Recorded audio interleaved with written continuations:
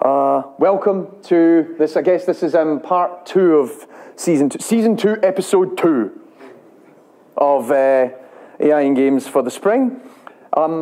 As always, thanks to everyone who came out. We've got a good turnout for this one. Everyone's quite excited. They're like, procedural content generation. Yeah. I want to know. Given that, we always have 1 or 2 new folk come along, and I have spotted a few new faces today. Thanks a lot for coming. I am Tommy Thompson. I'm a lecturer in computer science here at the university. I'm the course leader for the games programming degree, but more importantly, I'm an AI researcher who likes to focus on video games, hence what all these talks are about. This one is something of a guilty pleasure, because we're going to spend a little bit of time looking at artificial intelligence research and applications in procedural content generation. And it largely turns into, it's a talk about all the cool stuff that people I know do. I've maybe intimated this before, but, research circles in games is also very similar to the games industry. You always end up knowing someone who knows someone. And so it ends up that a lot of the time when you hear about a cool piece of research, you then are fortunate enough to meet them somewhere down the line and go, oh my God, dude, I've seen your work's amazing. And we get to talk about it. And I'm just back, actually, from a research event where I got to hang out with a lot of the people whose work I'll be sharing today, looking at the future of procedural content generation research. And that'll be something that comes up as a future video on my YouTube channel when time permits. Sometime, hopefully, in the next month. You know how it is. Always kind of busy. So I thought we'd start with the obvious question, what actually is procedural content generation? Because it seems to be one of these buzzwords, or buzz terms anyway, that's getting thrown around a lot in game development these days. Oh yeah, we've got procedural generation in our game. Well, what do you mean by that? Because procedural generation has been around for a very, very long time. It's been around for longer than most of the people in the room. It's actually older than you, with the exception of about 5 of us, myself included. So what is procedural content generation? And I decided to have a little look around on the internet to see what are the different definitions. And some of these come from rather unreliable resources. So we'll start, if this actually jumps to the next slide, with what Wikipedia said. Now, Wikipedia said that procedural generation is generating content algorithmically rather than manually. Okay, so we're making stuff. Right. But you can't trust Wikipedia. And anybody who's ever had to write any essay for me knows full well you never ever cite Wikipedia. Because you can't trust Wikipedia. It's full of a bunch of other, well-meaning people who want to say nasty things about celebrities. Or, just decide to change the written chronicle of the history of the universe. And so you can't really trust Wikipedia. So I decided to go into the more research-oriented circles. And I dug out a paper which was written by a number of colleagues in my field, and they said procedural content generation refers to creating game content automatically through algorithmic means. Okay, so we're kind of in agreement with what Wikipedia says by and large. We're making stuff and we're writing code that makes the stuff for us. We're not making the stuff anymore. This is like a sweatshop for making stuff for your games. You're not having to make any of it anymore. It's not really your problem. The next one, which was kind of following up on this, it's actually another paper that's written by some of the same authors, and this took place so the research event I was recently at was a Dagstuhl seminar for people who work in AI in games, and this was the preceding event which took place about 2-3 years ago. And PCG refers to the algorithmic generation of game content with limited or no human contribution. Limited human contribution is actually a big point, and that's going to come up in some of the AI stuff later. But it's all a bit waffly, isn't it? It's all a little bit academic-y. And my favorite definition actually comes from the recent Proc Jam, the Procedural Generation Jam, which was hosted by my colleague Michael Cook.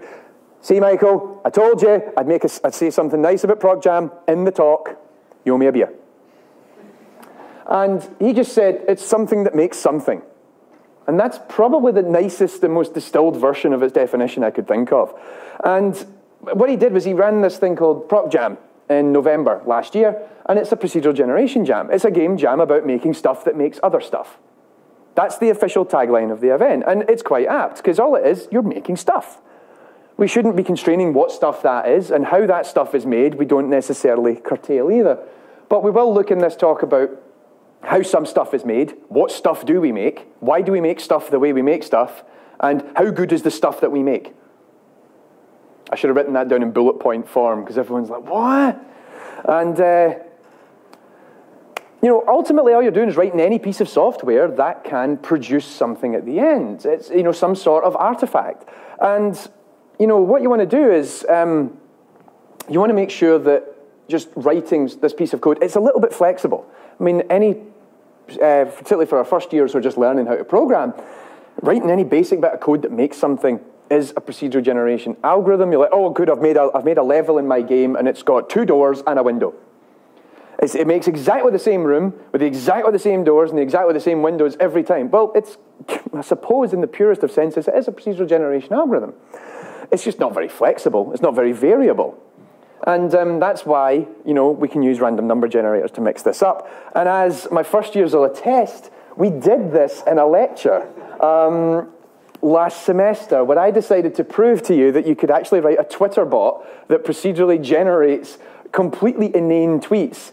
And we did it in 2 lectures. And I think I probably could have done it in 1, but I wanted to make sure that the actual key thing I was trying to teach you was reinforced. So, and I picked out, so this is the Tweetinator, and if anyone's not following it, it's at TweetinatorBot. We've temporarily turned it off because we haven't actually got around to hosting it again. Dave and I have been meaning to deal with this. But I picked out what were some of the more favorite points that had been, like, a lot of people had favorited these when I went back through the Twitter feed, including, like, I love cats so much, YOLO, #breakfast. I hate Mondays because Game of Thrones isn't on yet, lol, #first world problems. Echo Feckin is the Hugh Jackman of the universe, yeah bro, #dude. And I hate Mondays because no good Steam sales, GG, #first world problems. Now, my first years can attest to this because they were here, and also Dave, because Dave wrote it with me. That system is a couple of lists that have a bunch of basic expressions in it, and a random number generator that picks out one item from each list, glues it together, throws it on Twitter. It's not particularly expressive, it's not particularly interesting, but one of the things that I think is, you know, particularly interesting about PCG systems is that we get random stuff like this happening, and people resonate with it. Like, everyone started laughing when they looked at this, and they're like, what? Like, the whole notion of having I love cats so much and then #breakfast is this emergent quality that people go, oh my God, that's quite funny, actually. He's going to eat the cat. But, you know, that wasn't part of the intent of the system when we built it. We just built it, and we're like, let's just see what happens. And, well, of course, there is actually the possibility, and in fact, the first years will remember, we trimmed some of the things it could say because I was suddenly conscientious of the fact that this was spewing information out onto the internet, and it could say stuff that are potentially insensitive, which is a real risk when you're dealing with any procedurally generated artifacts, that you could actually make something that's a little, that, you know, people don't appreciate. There's a difference between free speech and just being rude. And particularly, I think, this was an interesting discussion I had recently, was that as somebody who writes a generator, you actually have some sort of moral and ethical responsibility if that generator is getting out in the world as to what kind of things it makes. Because ultimately, it's going to end up on you. Because people are going to go, you wrote the generator, and it's saying really horrible things. You're like, oh, I didn't mean for that to happen. It's just a bunch of lists and a random number generator, but people can actually take to that. But anyway, that was getting very grim and real world for a second, and everyone went, oh. So let's get back on to the fun stuff. And so this was actually the simplest example I could think of. It's like, I'm going to make a level in a game. So I declare my level, and this is very kind of badly written C# with all the actual code missing. And I've got some logic for my rooms. I write a bunch of code to put rooms in my game. Awesome. Then I need doors between my rooms. Okay, I'll write some logic for putting the doors in the game. Then other stuff. I need other stuff. Okay, boom, boom, boom, boom, boom. And return my level at the end. Cool, that's a procedural generation system. It's making something. Sure, it's not great, probably. Depends on how much time and effort you put into all these things. But, you know. However, and this is why people like using random number generators. Because I can do exactly the same thing, but now I can use random numbers. And you get more variability. So my random rooms can be of different sizes, different shapes. My doors can be in different locations, could be of different sizes as well. I could have doors that are too big for certain types of characters in my game to crawl through. And logic for other random stuff. And it's amazing how much leverage you can get out of our pseudo-random number generator. And bear in mind that random number generators in computers are pseudo-random because there's no such thing as a purely random number on a computer. Because in order for the random number to be generated, you had to write a piece of code to create the random number. Ergo, it is not random because it is defined by a non-random piece of code. But you can seed it with a number to try and make sure that the number looks more random than other random numbers. It's a pseudo-random number generator. So let's look at how this is actually applied to games and some cool stuff that actually happens in games. I get to talk about games I like. I also get to talk about games that are about my age. And certainly some of the older folk in the room might actually recognize some of them, or you might not. Now, one of the cool things is kind of seeing how procedural generations, the requirement and the necessity, or rather the novelty of PCG has changed over the years. Because back in the day, some of the earliest examples of procedural generation were due to hardware limitation. So you had a game, and it had a very, very constrained amount of memory. But you're like, I want to make a game that has all these levels in it, and all this stuff. But I've got 64 kilobytes of memory. And I realized that for everyone that's under the age of about 30, that means nothing to you. 64 kilobytes of memory. What? That's not really an awful lot. So I thought I'd do it in comparison to the machine I'm running this talk on. This machine has 16 gigabytes of memory. And that means that 64 kilobytes is 0.000064 gigabytes. And this is the same type of machine we can't get Assassin's Creed Unity to run on. And yeah, this is sort of the problem that people were dealing with like 25, 30 years ago. So yeah, they had a very constrained amount of memory to work with. And so when you start looking at some of the really early games, and I go back to the Sentinel and Elite, which are both slightly younger than me. The Elite is 1 year younger than me, and the Sentinel 2 years, respectively. So I'll leave you to figure out the math. What they were doing was they were trying to create large amounts of content, but building it entirely at runtime using a procedural generation system in order to make sure that there was a vast amount of content, but it didn't take up too much space. Remember, 64 kilobytes of memory. Most of these games were actually getting delivered on either a cassette or a floppy. Now, I'm not meaning one of those floppies that you now see, which is a save button when you open up Word. I mean one of those floppies that actually flopped. You know, I was going to make a Rolf Harris reference, a bit kind of wibble wobble, but then realised that that's actually quite inappropriate nowadays. I do apologise. Now, the thing was that Sentinel was doing it, and this is Sentinel at the top. What they wanted to do was create random levels, or at least be able to know that if I give it certain numbers, the random number generator will create one of n levels that they had. Now, they reportedly had 10,000 levels in this game. I don't know if anybody ever went off to try and verify that. I have returned. I can prove that there are 10,000 levels in this game. How old are you? 52. When did you start? I was 17, you know. No, the math for that doesn't actually work. But also Elite. Now, Elite, the original idea is that you were exploring the universe. And there's all these different galaxies and different planets in these galaxies that you could go and visit. And their original idea was to have billions of galaxies. And each galaxy would have hundreds of planets within them. And it's like, oh, God, that's actually a little bit too much. It's very hard to constrain. But what they did instead was it had 8 galaxies, and each galaxy had 256 planets. That's because they were constrained to the memory. And what it does is, if I remember right, the seed that you give the random number generator dictates which galaxy and which planet, the galaxy and planets that are created.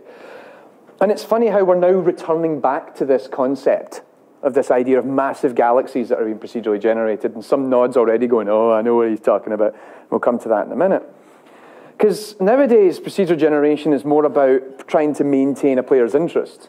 That you want to make sure that you're stifling predictability. You're going to have I'm going to have a game that you can play for 200 hours.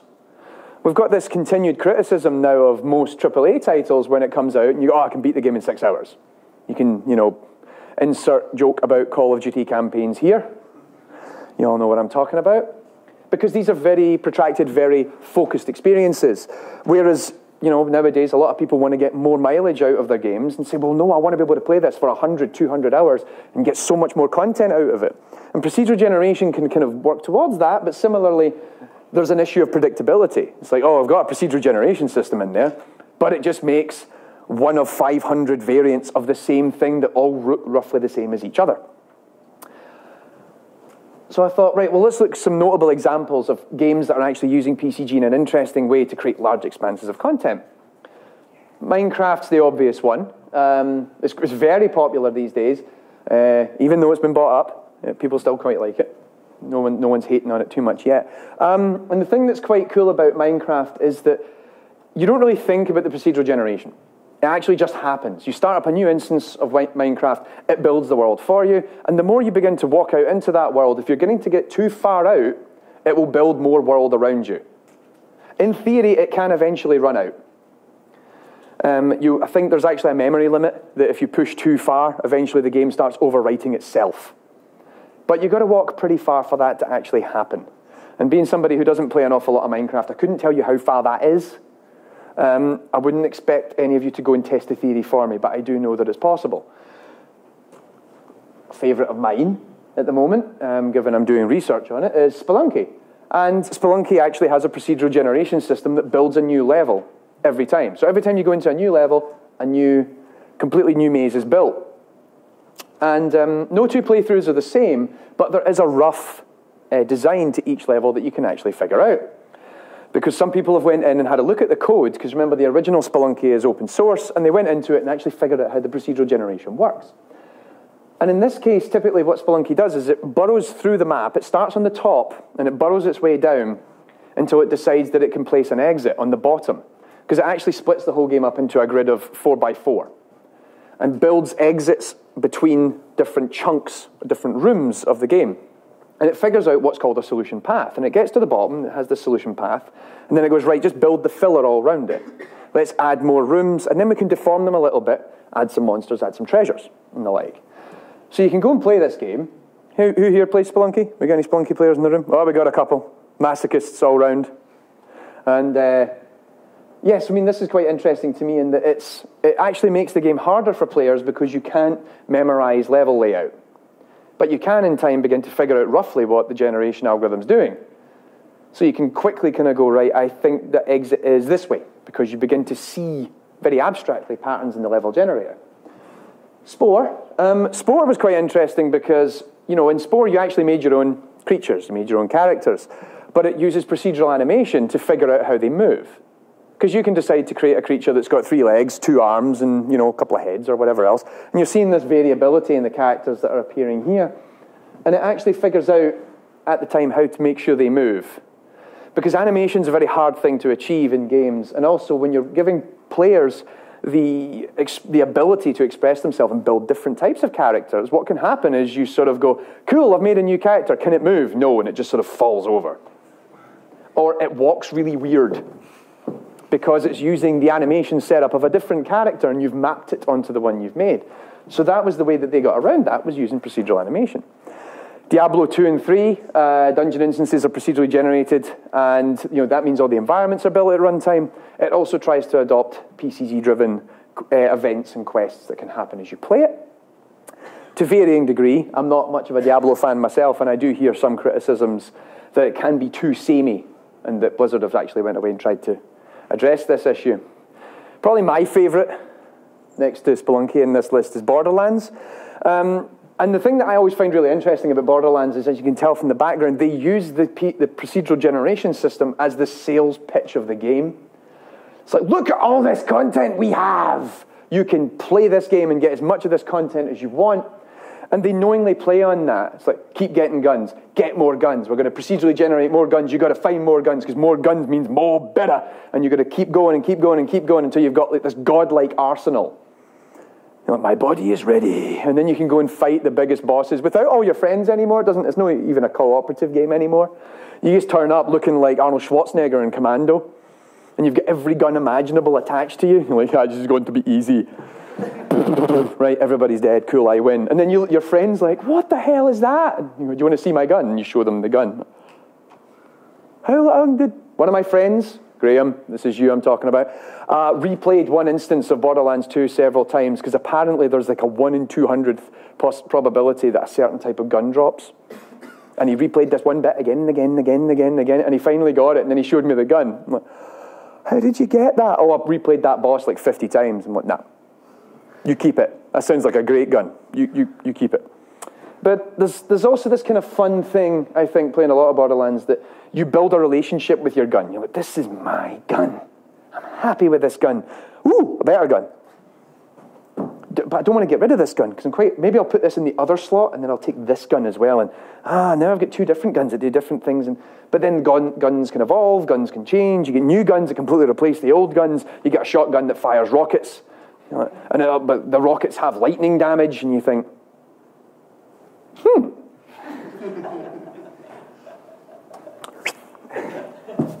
this is now my gun. Interesting fact, because I decided to go and figure out the answer to this. There are over 16.16 million guns in the original Borderlands. That's the variability of their procedural generation system. There was actually a talk at South by Southwest by a couple of guys at Gearbox, Matt Armstrong and Jimmy Simon. They actually told us that there is exactly 16,164,886 guns. Only in the first one. I don't know about the second one or the pre-sequel. And the way that they're built is, it actually comes down to the gun manufacturer to begin with. Because each gun is built from the body, grip, the cylinder, the barrel, and the accessories. Now, this also makes life a little bit easier for the artists, because artists are having to build these weapons in a modular fashion. And then they've got to make sure they glue up. Because the last thing you want is you've got the gun, but then all the art assets have been glued together, and it just looks like someone's nightmare. The handle's over there, and the barrel's going out there, but I aim this way? What's going on? So they had to make sure they had this constrained system, and then that they can plug bits in at the right places. Okay, the scope goes here, and the barrel goes over there. Then they also figure out a lot of the stats that are attached to it. So all these different properties are then constrained by which gun manufacturer you want. And in Borderlands, there are numerous different gun manufacturers, and you can begin to tell which gun you're dealing with based upon its visual design, because certain, visual properties are particular of certain gun manufacturers over others. Left 4 Dead. Left 4 Dead is, in essence, actually a procedural generator. Not in the same sense that you might think. I mean, I've talked about Left 4 Dead before. We did the talk last season about the director system and how it's dynamically changing the game world. So what it's doing is it's actually procedurally generating gameplay. It's doing it at runtime. It's based upon information it knows at that time. It's actually an AI PCG system. Because it's going, I'm going to procedurally generate this experience for the player based upon what's happening around them. Zombies over there. We'll put a couple of hunters over there. Go! And then waits to see how the player responds to that. It's very constrained.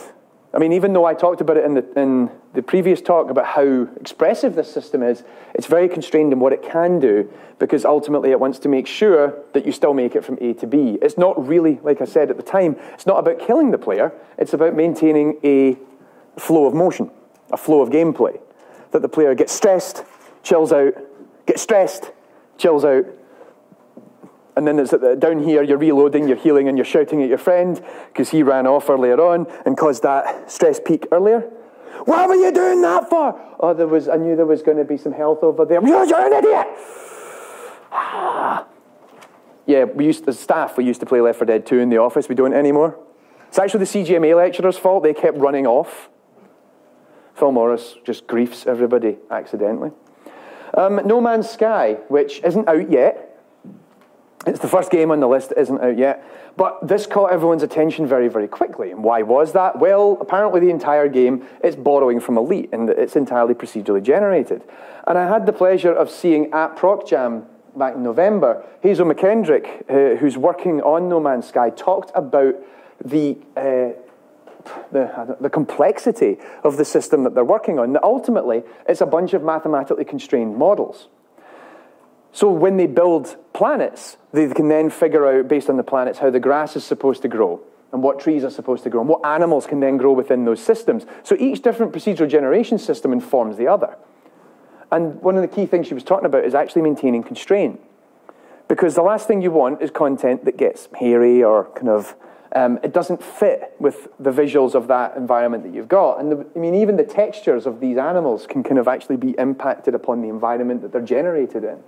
I'm really excited to see where this goes, because it looked absolutely bonkers at the original trailer release. And I'm looking forward to seeing this finished. One that most people don't know about is one by a fellow called Mark Johnson, who's sort of indie dev / games academic. He just finished his PhD recently. He's just submitted. And I met him at Proc Jam as well, and he gave this talk about this game that he's been working on, Ultima Ratio Regum, or URR. It's a 10-year project that he's set to himself, of which he's about 3.5 to 4 years down, where he's building an entire game that procedurally generates itself. And it's all running on ASCII art. So this thing generates everything. And I mean everything. The scope and complexity of this system completely blew my mind, and the fact that he'd already done it. So it builds an entire world.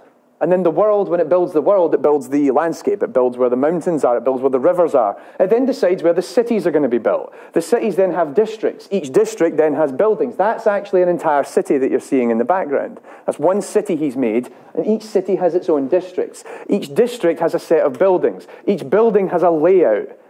Then you can go into a particular district. You can find out about the politics of that district. You can learn about what religious cultures exist in that city. You can then look at the ethical and moral governance. This is all procedurally generated at runtime. It takes him a couple of minutes to get the game started, but it builds all this. I honestly couldn't tell you how he's done it. He gave a half-hour talk on this, and I was just for the whole time. It was amazing. My favorite bit was procedurally generated history.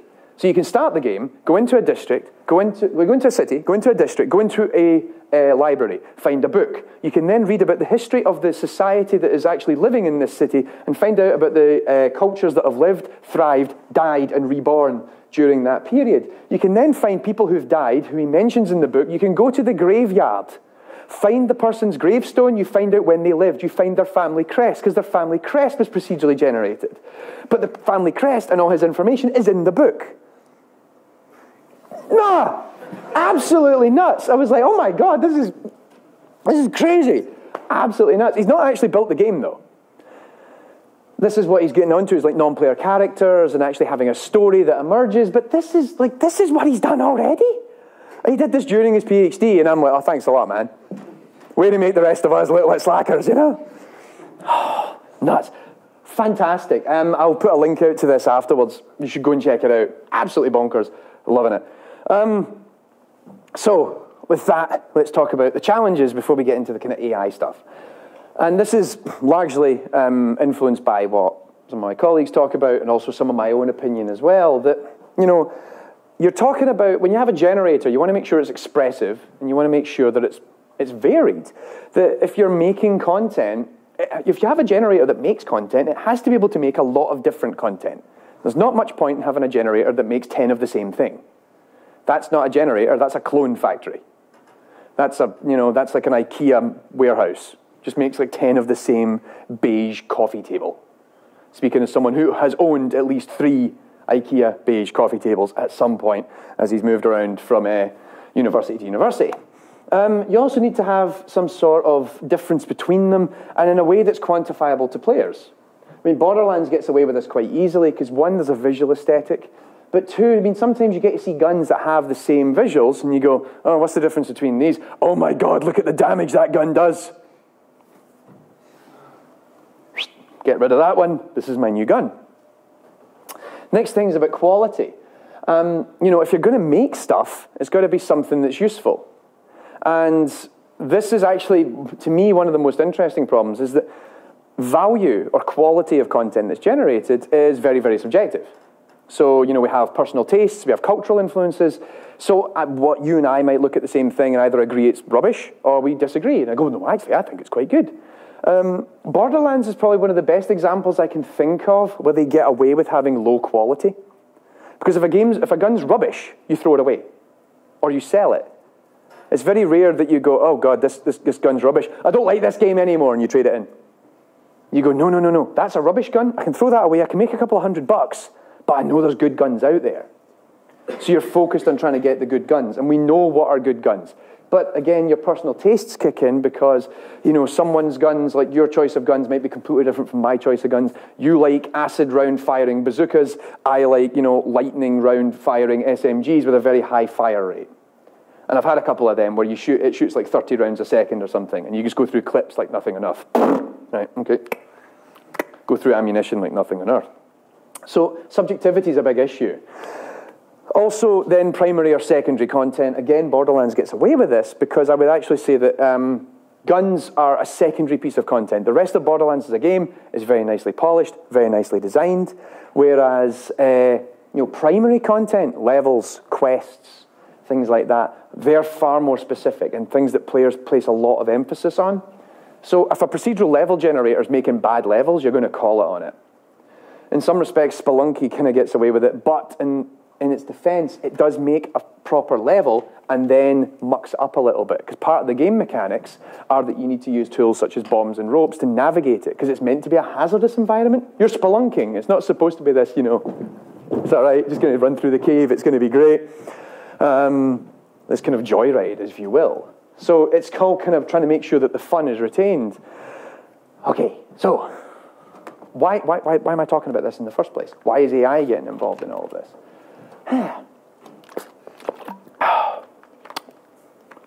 Sorry, I'll cut this out of the video. Why is AI getting into this? And this was something that kind of kicked off a few years ago. Going back, at least now I'd say about 7 years. The notion that, oh, an artificially intelligent system could actually be part of procedural content generation. To the point that it's now an established thing. We just do it. AI PCG is now sort of a given. But, you know, even going back a few years, it was still one of these ideas that people were flirting with but hadn't really came about. And it all comes down to, you know, the existing systems are like black boxes.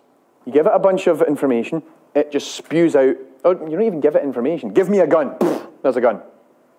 Sometimes, well, in Borderlands, actually, it'll pay attention to what level you are. Okay, it's a level 12 person. Give them a gun. So that makes sure you don't get a level 2 gun when you're level 50. You might get a level 30-something gun, and you go, that's not very good. But, you know, it gives a lot of, it still gives a lot of variability going on there. And well, we thought, well, can we actually pay attention to whether players like it? You know, I like that gun, that's a good gun. Okay, maybe we should make more guns like that gun. That'd be a good idea. Also, does the player actually use any of the content that you're creating? Oh, we've got all this content, I've procedurally generated all this stuff. The player doesn't use any of it. Maybe I'm doing something wrong. On a design level, there's something fundamentally wrong with what I'm creating. Can we build content that actually satisfies particular players? Now, that's an interesting one. Like, can you make something a bit harder? Now, I think one of the easiest ones to actually establish is things like infinite runners. Infinite runner games are procedurally generated. And you typically try and make them harder the longer the player survives, because otherwise it becomes a cakewalk. You want them to be kind of gradually getting challenged more and more the longer they survive in that game. And I'm assuming, you know, everyone's probably played 1 or 2 infinite runners at some point in their life. Cannibal is always a personal favourite of mine, but I know a lot of people like Temple Run these days as well. Showing my age. It's like, these kids like Temple Run. But for me, certainly, I think it'd be interesting to see, could I actually change what it's generating because I know something about you? Oh, they're finding this too hard. Let's ease up a little bit. Let's make this a little bit, you know, more relaxed for them. And also, you can probably learn something, and we can learn a tremendous amount of information about people just by playing video games, which is kind of talked about here, and it's also going to be talked about in the next session. So, let's see, we now do this. It's a thing. And I thought, you know, this is the thing, trying to figure out whether content is good, to me, is really interesting. And this is, for me, why artificial intelligence it's a really interesting domain to actually explore for an AI system, because we're so focused on AI in creating optimal solutions to problems. You know, you want to create a car that can drive autonomously. We figure out the best and safest way that car can drive, because we know things like not hitting other cars is good. Not hitting people is also good. I should have put that one in front of the other one. It wasn't an ordered list, okay? But so we always, like, particularly in artificial intelligence systems, we have heuristics. And heuristics tell us whether an action that we're going to take is good or not. It doesn't necessarily tell us with absolute certainty, but we have enough bias, or at least enough knowledge from the world to say, this is a better action than that one. And we know why. That one isn't going to hurt people. That one's going to hurt people, so we don't do that one. Okay, cool. Rational decision making. But when you start getting into, is that one better than that one? Is that one more fun than that one? Is that one more interesting? Well, we don't really have an answer to that. And if I actually said, oh, right, okay, that one's more fun than that one, how am I going to model that? And also then, again, we just talked about this, that what I think is fun might be different from what you think is fun. So these are very subjective terms, very difficult to then quantify whether or not what we're doing is actually a good idea. And this was actually something that we joked about for a while because some research was beginning to flirt with this idea. I could just, have like a scale of like 1 is not very fun and 5 is, the most fun I'll ever have. The funnest of fun. And yeah, that was generally met with much derision. We're going, that's ridiculously stupid. Why on earth would you try and have a numeric definition of fun? That's completely silly. We should never do that. And so some of the more interesting solutions completely avoid that. And say, well, what happens if we actually get the player part of the generation system, but they don't even realize it? So let's have a look at a couple. And this is why that background, which has been in there for a few slides now, will begin to make more sense. When we started kind of considering this as a research problem, there was actually a very useful paper that was published back in 2011. This is one of the papers that I quoted earlier. A search-based procedural content generation, a taxonomy and survey, where it was, this is all the research we've done so far, and we just wanted to make sure that everybody knows what the playing field is, and what are we not doing. Now, there's some variation in it. I mean, some of the most simplest, the kind of generic procedural generation, things that we actually usually expect, adhere to what's called a constructive paradigm, where you have a bunch of rules about how your content's generated, and it just makes it. Okay, I want you to build a room that's between this size, and it has this many doors to go into these different many rooms, and is it made? Yes. Done. Did you build it properly? Uh-huh. Okay, good. Results. Now, in other senses, there's actually a more intelligent process, this is called the simple generate and test method, where you have a bunch of rules about how your content's made, you build it, and then you go, is that actually any good? And you'd be surprised how few systems actually ever bother to check whether it's any good. And they go back and have a look at it again and go, okay, yeah, I need some fixing. This is a gun in the sense that it looks like a gun. It doesn't actually fire. You didn't get the gun to fire bullets. All right, okay, then we need to go back in and tweak some of this a little bit. And there's different systems that emerge and different games that have emerged where it actually, based upon some sort of interaction. So that done is very subjective in terms of how do we do that. Is it a simple checklist? Or do you get the player to get involved and say, no, I want something different. I want something fresh. Keep going, keep going. The more exciting to me is actually the top, the search-based method. And certainly some of the more interesting solutions that have come out in recent years and some of the games that have been made using these techniques, they would have a population of potential different procedurally generated solutions to this problem. And they're assessed using some sort of what we call a fitness function. Now, this is actually moving into the area of machine learning and evolutionary-based systems, where you actually create a bunch of content and then assess it against how well it achieves some base criteria. And if we're not finished, we then go through a period of selection and variation. And what that means, particularly in machine learning, is we sometimes actually get a system to learn off of new information it's learned. It's actually picked up. But also, in some of the evolutionary learning systems, the content breeds, which sounds a little bit bonkers. Some of the content will meet mummy and daddy contents, and they will then have baby content. That's how it works. We actually have, right, okay, this procedurally generated object is a bunch of numbers. This procedurally generated object is a bunch of numbers. Let's take some of mummy's DNA and some of daddy's DNA and stick it together. We've created a new piece of content, which is actually the child of the first two. And I'm going to show you one or two examples that actually do that. And what happens is you actually have the content evolve. Changes over time, and it adheres more and more to the fitness function. But the best part is you can actually make the player part of the fitness function. I've got a wonderful game that actually shows this off very easily. There's also, I think the other part of this when you come into it is when you're actually trying to figure out whether it's good or not, or how you're actually assessing it, are you using the qualitative model of player experience, where they go, oh, that was great, or that wasn't very good? Or are you actually just taking in real live gameplay, game analytics? You're actually getting information off the game at runtime and using that to inform your decisions. But also the interactive or simulated process, where the player is merely just part of the experience but doesn't really have any influence over the content generation, or it's actually part of that process. And maybe they're explicitly aware of this, or maybe they're not. But let's have a look at some of the examples that actually show that.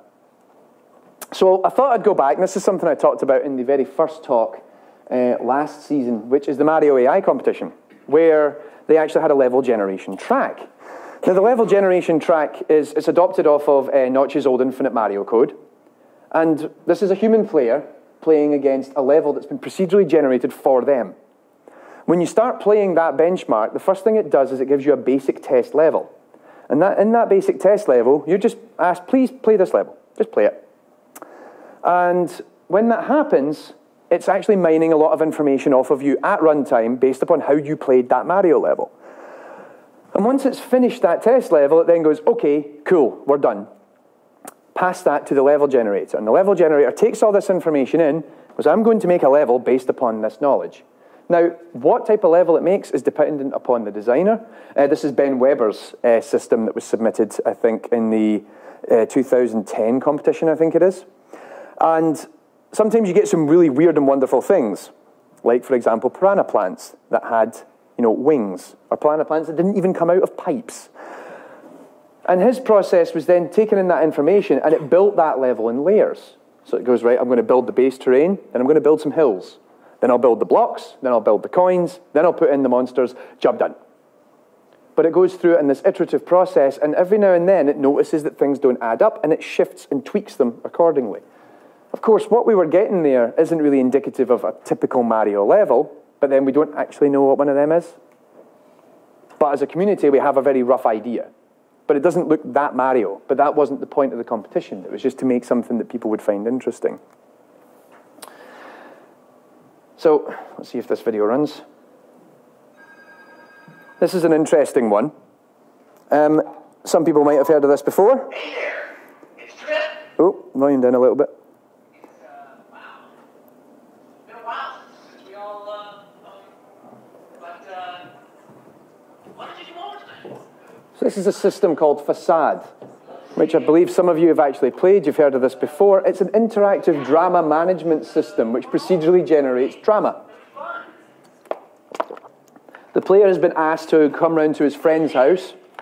His friend, it's actually two friends of his, that they're married, and he's coming round and he's discovering that things aren't quite going very well with them, and they're actually about to have their marriage collapse. I haven't seen you in so long. How's it going, man?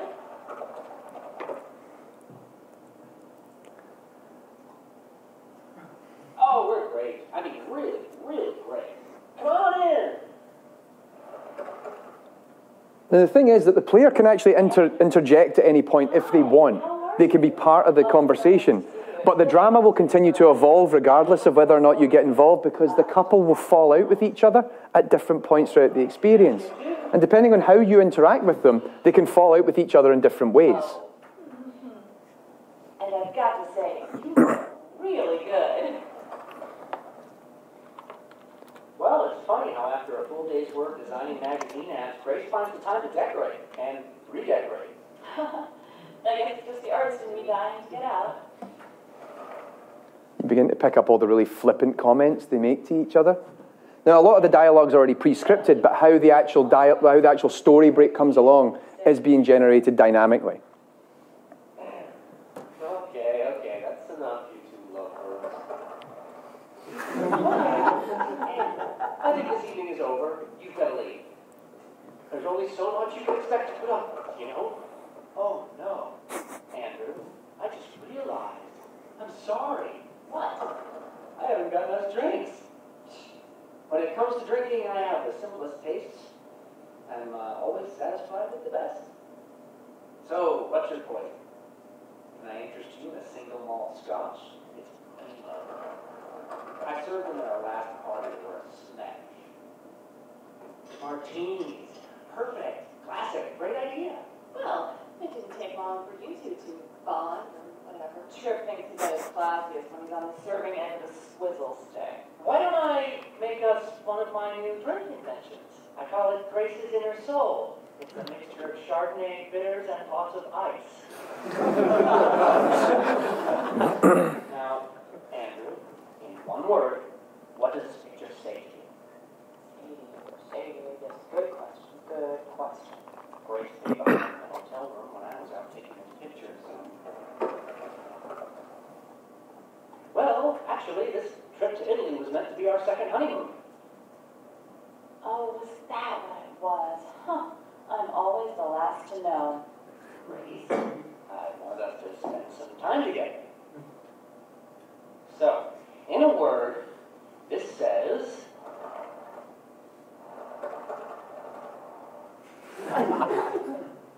romance. No, it says romance. Romance? Huh. In our marriage, that's just a code word for manipulation. Grace, it's been such a long time since we had a chance to... You planned that trip without even asking me if I wanted to go. Okay, I'm really sorry I dragged you off to Italy, Grace.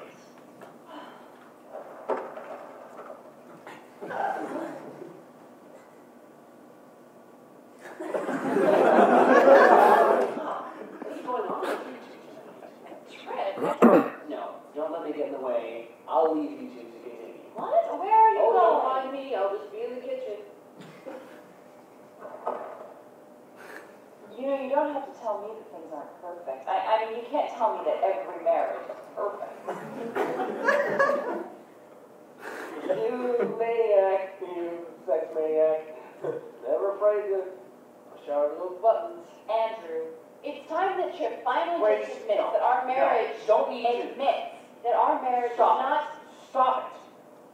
Do you really want the honest truth, huh? You're saying I caused all this? What, screwed up somewhere along the line? In college, I was in love with someone else. What?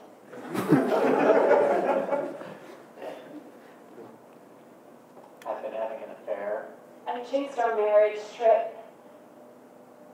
I jinxed it. I'm sorry. You manipulated me. And I never did anything about it. And here we are. Marriage is a wonderful institution. But who wants to live in an institution? Yeah, just kidding. Yeah, Facade was quite exciting when it was originally released, and it was Michael. Oh, damn it! I've actually forgotten. Michael's team. So UC Santa Cruz that were working on it, and Michael Mateus. Thank God. And they were working on this. This is what they do: is they actually work on interactive dramas and how artificial intelligence can actually cause drama to occur in storylines. But it's trying to find a way to actually needle that particular drama down a particular path based upon how you intervene with it. So you were seeing different ways in which that storyline can actually diverge based upon how the player interacted with it. And there's a tremendous amount of work on intelligent narrative systems, which I've never had a chance to talk about in these talks, but we might come back to it at another time. But that's always a good one. They did a subsequent one called Prom Week, which was far more focused on you're actually a kid in high school, and it's coming up towards the prom, and it's all about trying to establish social relationships in this kind of very cliched high school environment, but it's really fun, and it's actually worth checking out. The next one, this is an old video for Galactic Arms Race, which is a game that was originally destined to come out many moons ago. Eventually it did come out. It's now out on Steam. You can get it on Steam for like £2. All right, so that's my shameless plug to go and buy it. And what Galactic Arms Race is a space shooter where each gun is a particle weapon that's procedurally generated at runtime by an interactive evolutionary computational algorithm. What does that mean in layman's terms? There's a system running on a separate thread which is evolving guns throughout the game. And what it's doing is it creates all these different types of guns. And what you'll see is, as this video progresses, all these weird and wonderful different particle guns are evolved at runtime based upon your personal preferences It's paying attention to whether you actually like the gun or not, and then using that information, evolves new guns. And some of the guns are a little weird and wonderful, because at each frame, the new gun that it's building, what it does is at each frame, the gun system that it evolves, it's a data structure which figures out on each frame what each particle does, what direction it goes, whether the particle splits into more particles, what color that particle is. So it comes up with all these weird and wonderful things because it's all being constrained within pattern-producing networks.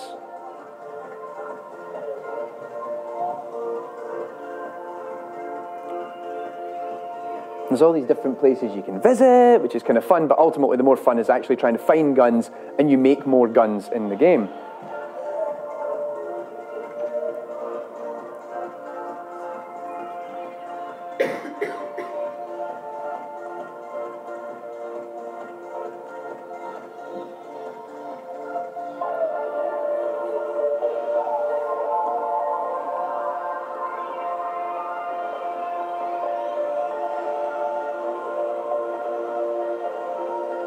I think it took a little bit longer than 2009 before it actually came out. The game was originally written in XNA for some of our more seasoned programmers, and they had to rewrite the engine entirely because, let's face it, XNA isn't really supported anymore.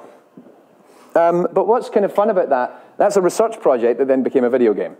It's actually managed by Kenneth Stanley. Kenneth Stanley is a professor at the University of Central Florida who specializes in evolutionary computational systems.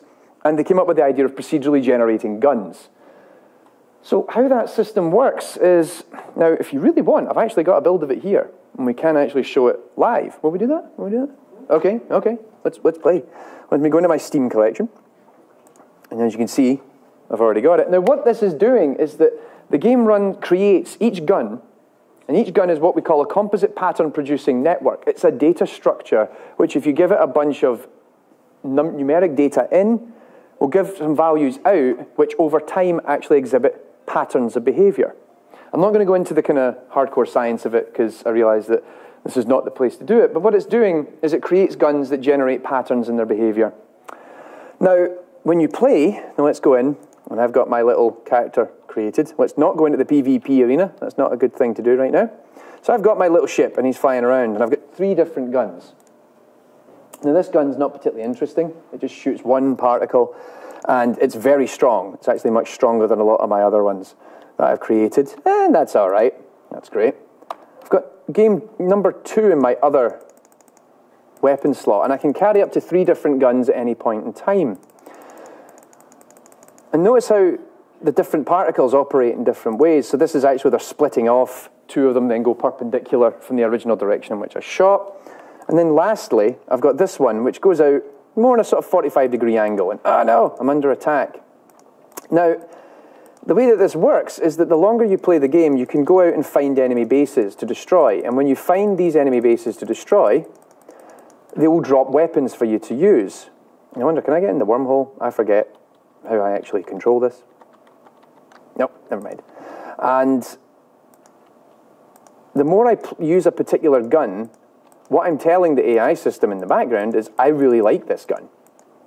Which is a very simple and kind of reduced way of interpreting it, but it actually is telling me something useful. If I didn't like the gun, I wouldn't keep shooting the gun now, would I? But it's like, yeah, you know what? Like, weapon 1, this isn't that exciting. It's not really doing anything. It's really powerful, though, so maybe I will keep it. But I've found an enemy base. Now let's go and get rid of you, and let's just attack the enemy base, and I'll keep other characters off me in the meantime. I've just found some hull repair. That's not much useful to me. But what can happen is that when you destroy these bases, you get new guns. Now, what the AI system does is it goes, okay, you're ready for a new gun, and it drops it into the world.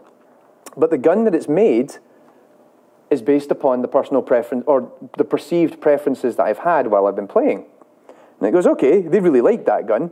I'm going to give them something that's kind of similar, but kind of different to the original gun.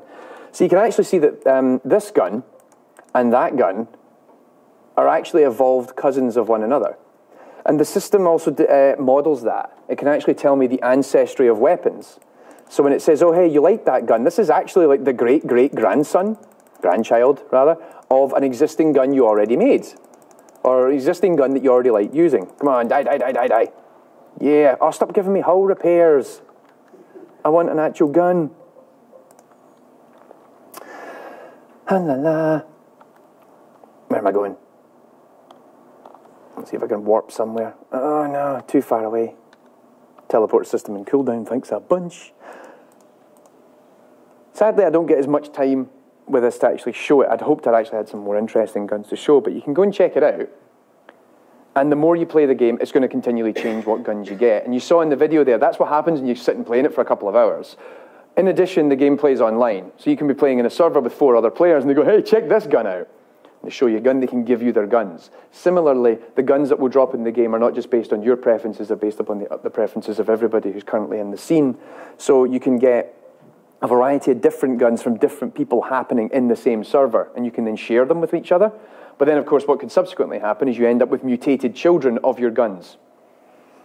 Your guns have children, which is kind of twisted and a bit weird. But yeah, shameless plug, Steam, £2, go buy it. Done there.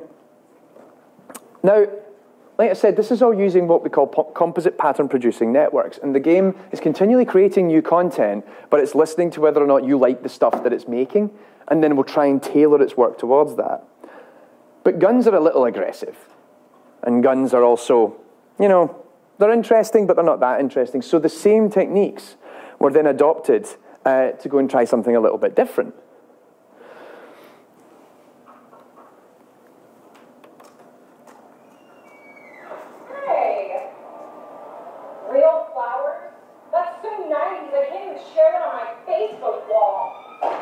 Don't let this happen to you. Here at Finchpeak, we created a new game called Petals. Create the flowers of tomorrow. Today, our artificial flower DNA allows endless flower possibilities. At Petals, you can arrange your own balcony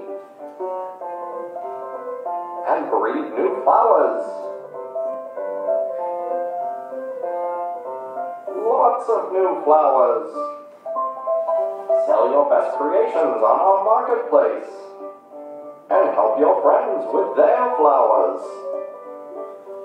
Why look, Timmy's bred the perfect flower to smooth things over with his sweetie.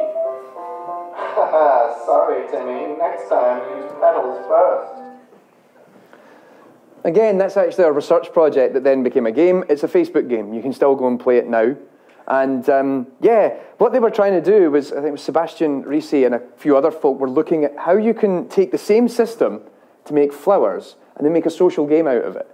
So people can make flowers by sharing the seeds with each other, right? I'm going to create a flower that's partly my flower design and part your flower design. And it's using the same thing. These patterns, instead of being used to create particle effects for guns, are being used to draw the designs and shapes of flowers. But it's ultimately exactly the same AI system. But they were using it in a rather different way, in a different context. And it was really cool. I quite like it. Facebook games aren't exactly my cup of tea, I have to admit. But I just love the idea that it was evolving flowers. And then you can breed your flowers with each other, and you can share your flowers. And again, it reinforces this concept of being able to share procedurally generated content. And the AI system's paying attention. It's going, oh, what's being shared? Why are they sharing it? Do they like that? Okay, let's try and evolve more flowers that are kind of like that, but also a bit different. So they get a bit of variability going on. Now that's just making games that have some AI-driven PCG system in there. What we can start looking at as well is when the AI PCG system is the game designer, or is actually a huge part of the game design process. And this is when we start beginning to move into a completely different area where procedural content generation is beginning to intersect with the notion of actual creativity. Now, everything I've talked about so far is an AI system where a human has decided what the creative process is and then just plonks the AI in the middle. I realize I'm being rather dismissive of the actual technical reality of it. Plonk the AI system in, okay, now create the stuff that I want you to make. What a lot of people have been looking at recently is how procedural generation intersects with an area which is called computational creativity. Now, this is a thing that's actually been growing, it's been maturing a lot in the last few years, and there are definitely a few people based in the UK who have helped pioneer this area of research, which is computer systems that actually adopt creative processes, or even try to mimic human processes, or become entirely creative in their own right. That's a very, very hard thing to do, and a lot of it is now maturing into procedural content generation for games that adopts computational creativity. But it doesn't just happen with games. You've got computational creativity applied to art. You've got it applied to music, stories. It can be anything you want. Anything that a human tries to apply some sort of creative process to, a machine can do it as well. Machines are maybe not as good as humans are. And we're going to see that it's still a work in progress. But this is actually happening, and there's some really, really cool research happening in this area. So I wanted to start out with something called Tanagra. Now, this was actually a project that Gillian Smith, who is now a tenure-track professor at Northeastern University in Boston, was working on a few years ago, where she was working on this system where it automatically generated platforming levels. And this system, as you can see here, is actually she's just saying generate something, and it makes a level for her, and she can play that if she wants. Now, what was interesting about it is that it's what's now referred to as a mixed initiative design tool. Because, as you're going to see here, the person that's using Tanagra can actually interact with the system and say, right, no, look, I want a bit of terrain over here, I want a little bit of terrain over there, but see the bit in the middle? Just figure it out. And it does. It then goes, okay, right, I'm going to procedurally generate a bit of environment that goes from where you started and it goes to where you want to end. So it figures out how to bridge that gap. And then once you actually do that, you can actually start playing the game yourself. Now, the way that this all works is it's reliant upon a procedural generation system that understands the notion of how to make a platforming level, or at least, you know, it's kind of influenced by the creator's knowledge of what a platforming level is. And they go, right, well, I think that platforming levels, and certainly based on what Gillian's work did, was focused on the notion of pace. That she had periods of that were kind of set out for certain seconds of time. I want an area that is just a running flat segment for 2 or 3 seconds. Then I want something a little bit more high intensity. I want a jump, then a short gap, then a jump. And it could just dynamically do this for her. Now notice how she's actually changing the timeline here. This is the notion of pace. So this is a very kind of long and kind of flat pace. It's not that dynamic. It's not that exciting. But as she's changing it here, you're getting to see all these complete different shifts to the environment because it's going, no, we need to make the pace now shift according to these timelines. We've got something fast, something slow. Now, this is actually quite old work now. Gillian did this while she was doing a PhD, as I recall, and she moved on to other things. But it's a really, really cool tool, and you can go and play with this yourself. You can go and try it out, where you start building part of the game and then just say, right, generate the bit in the middle. Now, some of this work's been, I would say, sort of improved upon in terms of what it can do by some work that's been taking place by a fellow called Antonios Liapis, who is now a postdoctoral researcher at the University of Malta. And his PhD and his subsequent postdoc research was focused on what's called Sentient Sketchbook. And this is a system that is actually that's supposed to be used as an editor to build strategy game maps. Now, this is very abstract at the moment. But as he's building this part of the environment, okay, I'm going to have, you know, some resources and some bases and then some terrain. Now, when you actually see this, it'll actually build it and it doesn't look as primitive or as blocky. But over here is an AI system which is procedurally generating variants of what's being built and going, what about this? Do you think this looks a bit better? Do you like the look of this? This could be kind of cool, wouldn't it? And the thing is that, you know, right now he's kind of assessing it and you can see there's all this kind of extra analysis that can take place on the map and go, oh, this map's okay, but there's some issue with the unused space. It's a bit constrained in some places. The nav mesh isn't that flexible. And he goes, nah, you know what? I'm going to use a different map. So he replaces the current sketch by clicking on one of the other ones that the system provides for him. And immediately that changes over here. Because what the system says is, oh, he used that one. What does that tell me about what I've created versus what he was originally designing? Is there some features about what I'm generating that are interesting to that user? Can I actually nurture some kind of understanding as to why they thought that was an interesting variant to explore? And then you can actually go in, and you can try this out yourself, and you can then go in and actually begin to build different types of maps for different types of game worlds, whether it's a real-time strategy game or a dungeon sim or something. And then here can actually browse that real-time strategy environment. Frame rate's a little bit choppy, but you can see based upon that original sketch, which was then slightly tweaked by the AI system. And this is all being done in real time, and you can sit down and muck around with it. It's a really, really cool idea. And this has received quite a lot of praise among the academic community in how it works in interfacing with designers and giving it to them and going, right, is this actually useful to you? So moving on a little bit, I want to talk about some work by my colleague, Michael Cook, who's based at Goldsmiths University in London. He just finished his PhD. Well done. He just submitted a few months ago. And what he's been doing is he's been very big on trying to push computational creativity, procedural content generation, in both academic and non-academic realms. Michael is an indie developer in his own right. He makes a lot of his own little games. He also ran the Proc Jam show back in November. He's running the Proc Jam again this year. I have it on good authority. So there you go, a plug Proc Jam for you. I think it's twice now. And the thing is that he's also a very good egg about trying to go out and trying to get people interested in this body of work. Michael's a really, really nice person, and I'm going to stop saying nice things about him because I think he already owes me enough drink after this. Because the thing is that he even goes out and says nice things about me. And he's going, oh, hey, you paying attention to this? Tommy's doing talks, and you should pay attention to these talks. These are kind of cool. And I did warn him. I mean, this was last week. And I said, dude, you're going to really impact my credibility among my students because they all think I'm evil and nasty. So he balanced it out a little bit for me. And, yeah, we'll maybe put that in the prospectus next year. But, yeah, I think it's I'm already kind of digging my way out of a hole. But I want to talk about Angelina. Now, Angelina is this system that adopts evolutionary computation algorithms to design different facets of a game. It's a Unity 3D game creator. You give it a basic theme, and it goes away, and it actually makes an entire game in Unity for you to play. Now, one of the things that was quite interesting is that Michael submitted 2 games by the Angelina system to Ludum Dare. I think it was about 2 years ago. And he created 2 games. The first one, which is up here, we're not going to show that one. What he did was he actually submitted 2 games and released one of them under a pseudonym, saying, I made a game in Unity, have a look.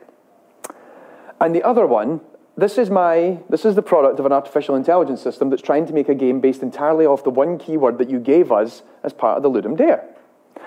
And what he did was he was doing this on purpose to see the difference in reaction, because the one that was built by a computer, people went, oh, wow, that's really interesting, and could actually potentially infer some elements of creativity and some artistic perspective from it. And the other one, they're like, oh, that's a bit rubbish, that. It's not very good. You need to try harder. You're not a very good game designer. But it was weird to see this kind of disparity between the two. And what we're going to focus on is, I've actually got a Let's Play video. Michael actually did the smart move of doing a video where he goes over the game that was released to Ludum Dare, called To That Sect. And yeah, I'll stop talking, and I'll let him do all the talking. Hello, you're watching a Let's Play of To That Sect, a game made for Ludum Dare 28 by a piece of software called Angelina. My name is Michael Cook, and I'm the researcher who built Angelina as part of my PhD work over the last few years. I'm going to walk you through this game and talk to you a little bit about some of the details.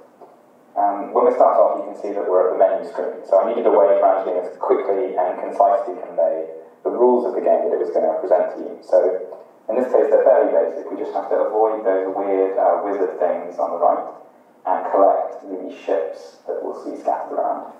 It also lets us show off the title, which Angelina generates itself using a rhyming dictionary and then this big list of phrases and sayings. And it tries to make a pun with one of the words that it has associated with the theme. It's not a great one in this case. I think the original phrase is to that effect, that kind of phrase that people say sometimes. And it's punned it with the word sect, which it had related to the theme of founder. So we'll hit spacebar to start. We're in a fairly innocuous starting area. You notice that there are these big statues littered around the world. One of the things that Angelina can do when it designs the levels is it can select tile pieces which have special scenery regions specified for them. So instead of floor, there's a big gap here, and in its place, Angelina can select a 3D model to appear there, and it gets blown up to a slightly larger size than the other objects we'll see. So a lot of the time, this actually makes sense. So it made a game about winter where there were Christmas trees in these spots. Here it makes a little bit less sense, but it certainly is quite creepy, and I think a lot of people picked up on that. They thought it added to the atmosphere.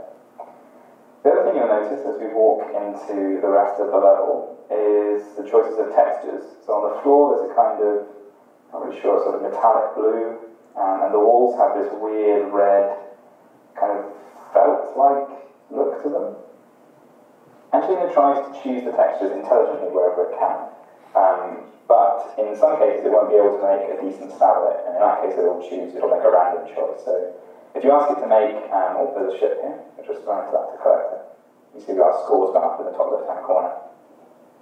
So Angelina will try and make an intelligent decision about the textures if it can, but in the case where it can't make any connection, it will just pick randomly from its selection. So if you ask it to make a game about a beach, for instance, it'll produce this game with lots of shells and stones on the sand, maybe some seawater as well. But in this case, the theme, which it chose as the word founder, didn't actually produce anything. So it ended up choosing these randomly, believe it or not, even though some people actually made quite a connection with the kind of red, blood red kind of feel to the walls. This is obviously something we want to improve, but Lugum Dare was a very difficult theme this year. The theme was you only get one, and Angelina found it very difficult to make a good choice out of that phrase to base the game on, which is understandable. The word it chose was one in the end, which it ended up further altering to use the word founder instead. It found founder as a word associated with the word one. So the game it's produced is alright, I'm fairly pleased, but with a more straightforward theme it can produce much more appropriate themings for a game. And hopefully we'll see that as Angelina enters more game jams, and also becomes better at analysing these themes, which is obviously one of the objectives of the research. So you'll see that these things that we've got to avoid here, Angelina refers to them as tombs, because I think they're actually from the Tomb Raider games. They're sort of moving around of their own accord. They've got behaviours that affect how they move around the game world. If you've seen any of Angelina's games in the past, you might remember the arcade games she used to make. These use the same kind of principle where there are behaviours that Angelina can choose from. In this case, they move until they hit an object, and then they make a 90-degree turn to the right. And if we touch one of them, which I'm going to avoid doing, they will kill me, and I'll have to restart the level. One of the objectives for this year with Angelina is to enhance the rules and the game mechanics of the game and allow Angelina to start having a bit more input into these things itself. So instead of just using behaviours that are pre-made and choosing between them, Angelina will also be able to choose between behaviours that she's invented on her own. So you can see this lovely, ugly yellow cylinder here as the exit. Unbelievably, one of the things that I didn't get around to before we entered Angelina in the game jam was getting her to choose a model for the exit. So it's just this really dull cylinder for now. And part of the reason is that we're actually a long way off fully implementing Angelina in Unity yet. Typically, we wouldn't have entered Angelina in Lugum Dare right now, but I will be finishing up my PhD this year, so it was a bit of a milestone. We wanted to make sure this research was done before we moved on. But one of the things I want to do is to have the actual objective of the game, something that Angelina has control over as well. It's in the past, the objective of all of Angelina's games have normally been just to reach some kind of exit-like object, which is okay, but there are lots of reasons why we're asked to do things in games besides just reaching a location. It would be interesting if Angelina could add some kind of narrative to these games that convey something. Right, I think we've collected all of the ships. It feels like we've been everywhere. You'll notice that the layout of the level is a bit haphazard. There are some maze-like areas, some kind of shortcuts that you can pass through. Angelina's uses an evolutionary system to generate a lot of its content, and the level designs are one of those pieces of content. One of the things that Angelina's going to be able to do, hopefully in the next 12 months, is actually choose different features and aesthetics to amplify when designing a level. So it might decide that it wants this level to be particularly maze-like and labyrinthine. And then the next level it produces, it might want it to be very linear. And hopefully we'll get it to choose these for a particular reason. So it will actually be able to tell you that it didn't just choose these randomly with a random number generator, but because it wanted to make the player search for something, or it wanted the player to experience a particular thing on the way to the exit. So this is still something that we're playing with. Let's hop on to the exit. There we go, level complete. Okay, well, thanks for watching. Hopefully this was vaguely interesting. We've got some other playthroughs of Angelina's games on our YouTube channel, so please have a look at them. And if you've got any questions, or you want to see any other of Angelina's games played through, or you just want to leave a comment, you can always email me, mike@gamesbyangelina.org. And if you want to play some of these games, you can find them at gamesbyangelina.org. Thanks for watching. Shameless plug.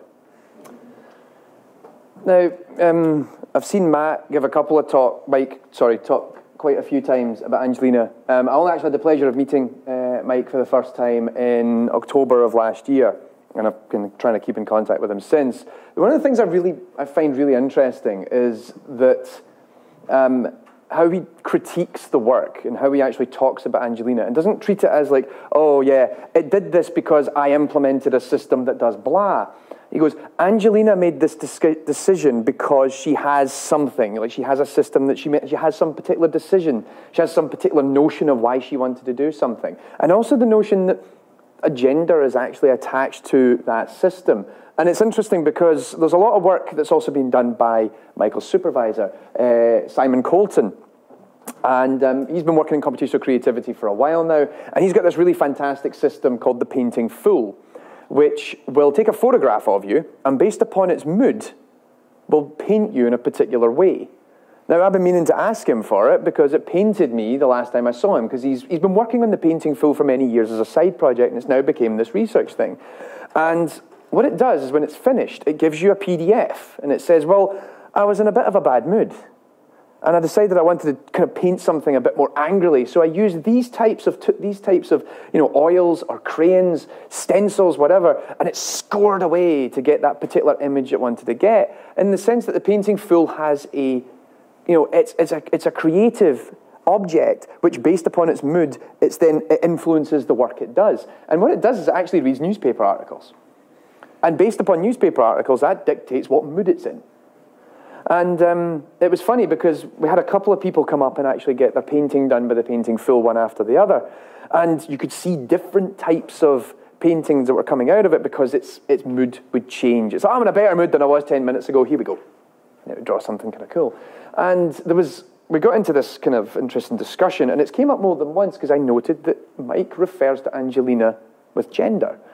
And I've seen people asking questions. They go, why is it called Angelina? Did you actually think that people would perceive the system differently because you actually named it a woman? And he didn't. He was like, I didn't actually think about that. But then Simon doesn't give the painting fool a gender and doesn't believe that he should give it gender. But I like the fact that Mike does, because it gives this notion that it's an individual with its own creative energies, its own creative juices. And as a result, that helps influence the work that it does. And as he said, it's making certain decisions based upon what it was trying to figure out at that time. And I would love to see like a moody Angelina, that depending upon what mood it's in, it makes completely different games off the same concept. And Angelina's continued to move on since then, but I have seen Mike demo to that sect, and you can play to that sect online, and I'll link to it afterwards. Really excited to see where that goes in the future. So just a bit of wrap up, and we're talking about the future of procedural generation, and I couldn't help but do a shameless plug, and there's a couple of people smiling already in the room. This is actually a project that myself and a bunch of students are currently working on. This is our game called Sure Footing, and this ties into one of the bullet points of like things that I think would be cool to look at in the future. What you can see there is actually a screenshot of our character, Pixel Pete, who's trying to run. It's actually an infinite runner, and he's running along this environment, and you can't see it very well, but at the very top is an entirely procedurally generated run that goes from start to some checkpoint, refresh point. That's originally based actually on the research that Gillian Smith was doing on Tanagra. I adopted her algorithm and built it into an infinite runner engine in Unity. It's a very primitive system, and I've actually got Rob right now, who's actually working on this as his dissertation, to improve this system and muck around with it. We showed it off at Games City back in October, and I have it on good authority. It will be at the Norwich Games Festival in April, so if you ever happen to be in Norwich, of all places, check that out. But anyway, future of procedural generation. To me, these are like learning about human models of creativity, and this ties into a lot about what Simon Colton's doing and what Mike Cook's doing in this notion of, can I actually just pull myself out of this entirely?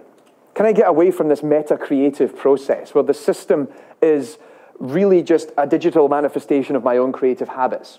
Can I let it just become its own creative system and just completely is not influenced by me at all. It just makes stuff, and then like any other creative form by any other artist, we have to infer understanding from it, and what did they actually mean by that? And that's one of the things I loved about the painting full, is that it actually gives you an idea of why it did what it did. Because it gives you this notion that it's actually its own artist, it's its own creator. What I'm interested in, this is largely what Sure Footing's looking at, is about human consumption of generated content. So if I can figure out how all of you play my game, and you all play my game differently, and then I begin to ask you, did you like this? Did you think that that level was more interesting than that one? Did you find that harder to beat? Yes, no, maybe. Can you give me a rating of that level? Well, if you start telling me that, oh, that level was better than that one, can I actually figure out the differences between those two levels? And then can I find other people who have similar tastes as you and give you the levels that were procedurally generated for them? Or then force you to spike someone else's game with procedurally generated content for yourself that you know you like and you know they'll hate. And you can turn it into this weird social dynamic. The other thing that I've been thinking about a lot recently is about procedural generators as design curators. Because everything we've done so far is all about we give it information and we get it to just build something using that knowledge. Well, what if we actually have very accurate knowledge of existing designs? And we do this a lot. We continue to critique any form of artwork. And if we have these kind of established, patterns or knowledge bases of certain designs, can we actually have a procedural generation system that can build existing content that we might have seen or different content which adheres to that template?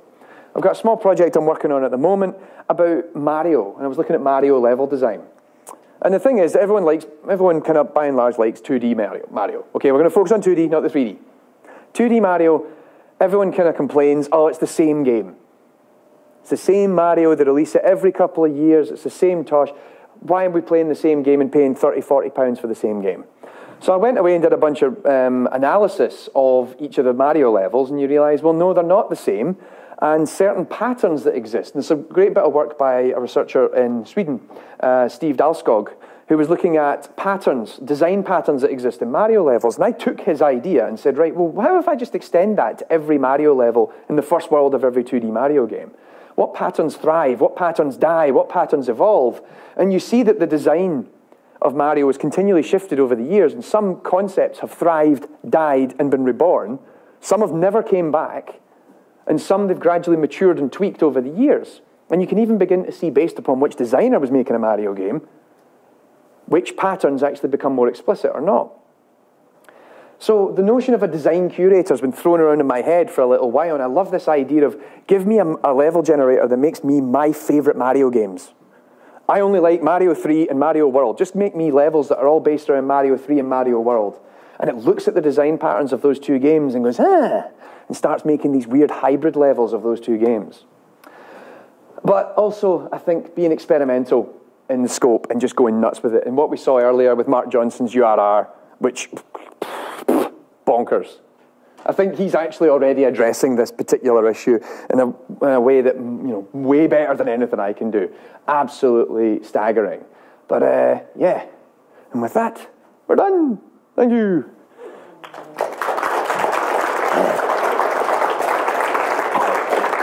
My voice is totally gone this time. I'm completely burnt out. So, I didn't do it last time. I promised I was going to do it this time, but most of you already know what the next talk's already about. So I decided that my next talk, because we kind of talked about the notion of modeling players and kind of getting into what are players doing when they're playing games and how can we use that as part of procedural generation. This is looking at a very particular body of research that came out about roughly 2 years ago. A then master's student, now PhD candidate by the name Shoshana Tarkowski, who's based out in Holland, if I remember right. Peter Spronk is our PhD supervisor. And she was looking at behavior modeling in Battlefield multiplayer. Now you think, this is a really bizarre place to go. And what she did is actually looked at player behavior, player psychology, and what impact that has on a game.